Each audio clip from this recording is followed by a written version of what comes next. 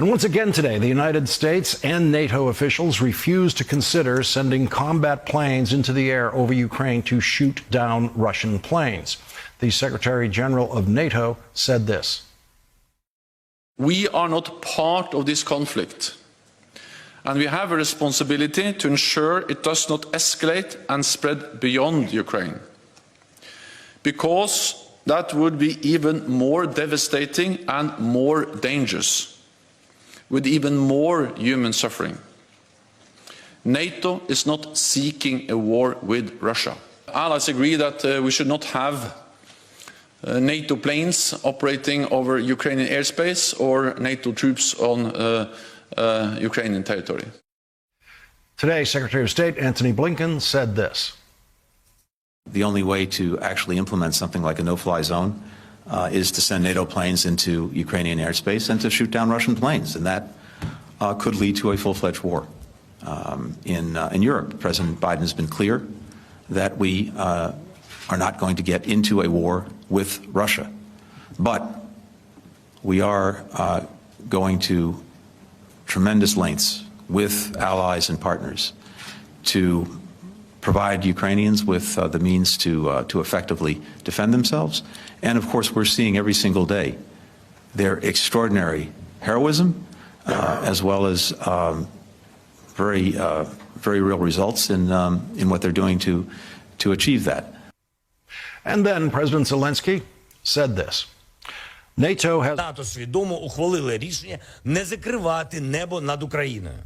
Ми вважаємо, що країни НАТО We believe that NATO countries have created a narrative that closing the skies over Ukraine would provoke Russia's direct aggression against NATO. This is the self-hypnosis of those who are weak, insecure inside, despite the fact that they possess weapons many times stronger than we have. President Zelensky is the bravest president that we have ever seen on television in the middle of a war. But he also has far less experience in measuring NATO's response to Russian aggression to avoid nuclear war with Russia, something NATO has been doing for decades. The only way to enforce a so-called no-fly zone is to make it a war zone. The phrase no-fly zone, as is being used this week, is a euphemism for shooting down Russian planes. If the United States shoots down Russian planes and Russia shoots down American planes, no one knows how to prevent that from turning into an all-out war between not just Russia and the United States, but Russia and every member country of NATO. Because every member country of NATO would be obligated to come to the defense of the United States when our planes are shot down. And so Vladimir Putin could be immediately firing missiles all over Europe as well as at the United States.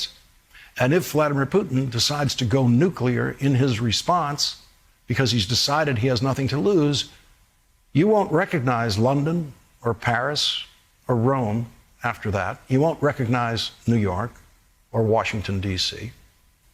Of course, Moscow and Vladimir Putin would not exist after a nuclear exchange, but no one would feel like they won. The people left alive would experience nothing but loss, the greatest loss in human history.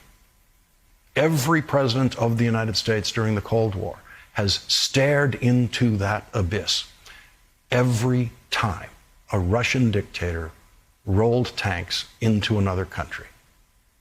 And every Cold War president, including General Dwight Eisenhower, who won World War II in Europe as the commanding general of Allied forces, decided that as painful as it was to watch Russian aggression and cruelty, and in many cases mass murder, as Russia is doing now in Ukraine, the only thing that could make it all much, much worse would be for the United States to get in a shooting war with Russia that could lead to mutually assured destruction in an exchange of nuclear weapons. If the United States tripped into nuclear war with Russia, the Russian nuclear weapons would hit Ukraine and wipe out everyone in that country before the Russian nuclear weapons reached the United States. It would happen so fast in Ukraine that Ukrainians wouldn't even know that the nuclear strike was coming. We would know. We would have maybe a 15-minute warning. Or, as in the brilliant movie Failsafe, which everyone should watch again now, the president might not warn us that the missiles are coming in order to spare us the most intense panic of our lives in our final minutes. No president of the United States has ever had a menu of good choices in dealing with Russian aggression and war making. And no president has ever made the choice to send pilots into air combat against Russian pilots in the middle of a hot war. And so far, no one who is urging President Biden to do that has explained how we can be certain that the most unpredictable Russian leader of the nuclear age would not go nuclear.